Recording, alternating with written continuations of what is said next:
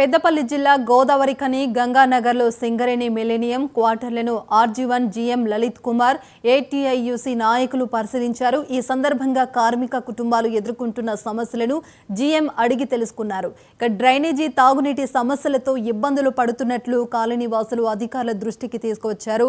ఉన్నతాధికారులతో చర్చించి సమస్యలు త్వరితగతిన చర్యలు చేపడతామని కాలనీవాసులకు జీఎం హామీ ఇచ్చారు.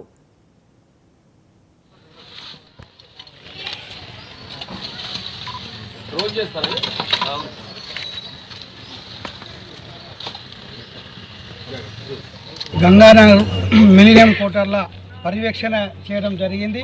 కార్మికులను కలిసి సమస్యలు తెలుసుకోవడం జరిగింది.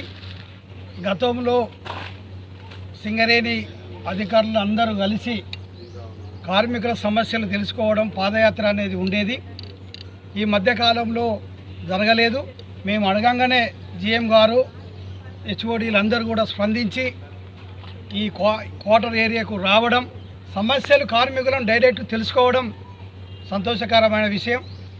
ఎందుకంటే చిన్న చిన్నవి ఉన్నాయి, అవి కూడా పర్సనల్ డిపార్ట్మెంట్ వాళ్ళు కూడా ఛాలెంజ్గా తీసుకొని కొంచెం తీసుకుంటే కార్మికులు కూడా మన కంపెనీ ఒకే గమ్యం ఒకే కుటుంబం అనేలాగా స్పందించినందుకు అధికారులకు జీఎం గారికి ప్రత్యేకమైన మా యూనియన్ తరఫు నుంచి ధన్యవాదాలు.